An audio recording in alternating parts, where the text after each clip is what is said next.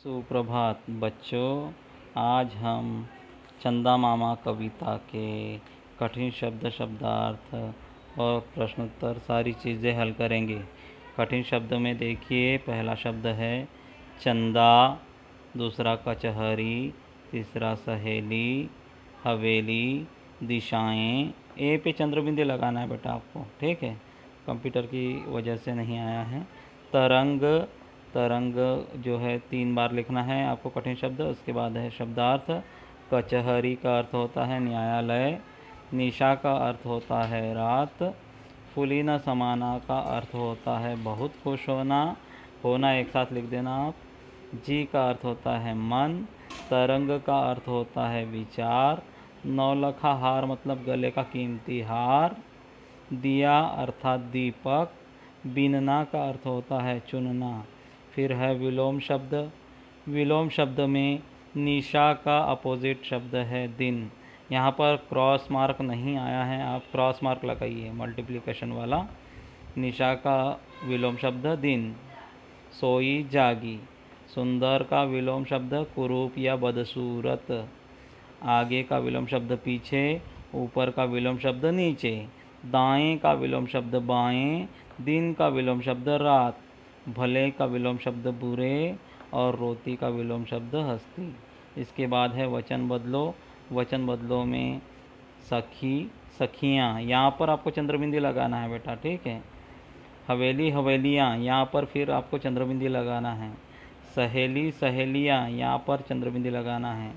दिशा, दिशाएं, ए पे चंद्रबिंदी लगाना है, ठीक है।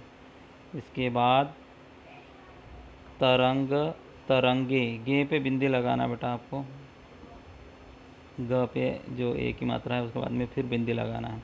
भला, भले चाहिए, यहाँ पर भोले लिख कर आया है, गलत लिखा हुआ है, भला भले, ठीक है। आ की मात्रा हटाकर ए की मात्रा लगाना है। चोटी, चोटियाँ, यहाँ पर चंद्रबिंदी लगाना है।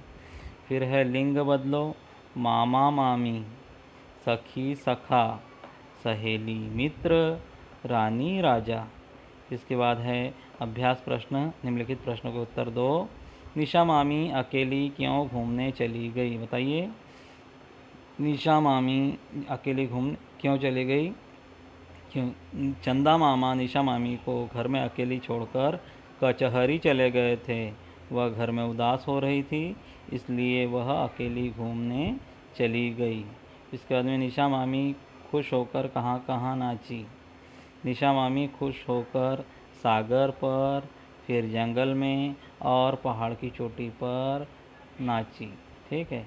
निशा मामी का हार किससे बना है, बताइए।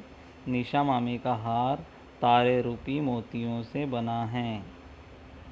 फिर है निशा मामी का हार क्यों टूट गया। निशा मामी का हार इसलिए टूट गया क्योंकि खुश होकर बहुत नाची थी, है ना। इसको हम कैसे लिखेंगे? निशा मामी हवेली की सुंदरता देखकर खुश होकर इतना नाची कि उनका नौलखा हार टूट गया। यहाँ पर होकर शब्द एक ही है बेटा, और देखकर को भी जोड़ लेना आप, ठीक है। इस तरह से आपके यह प्रश्न उत्तर समाप्त होते हैं। और सीख, इस पाठ से आपको क्या सीख मिलती है? इस पाठ से हमें यह सीख मिलती है कि हमें क्या करना चाहिए, हमेशा प्रसन्न रहना चाहिए और जीवन में कभी निराश नहीं होना चाहिए।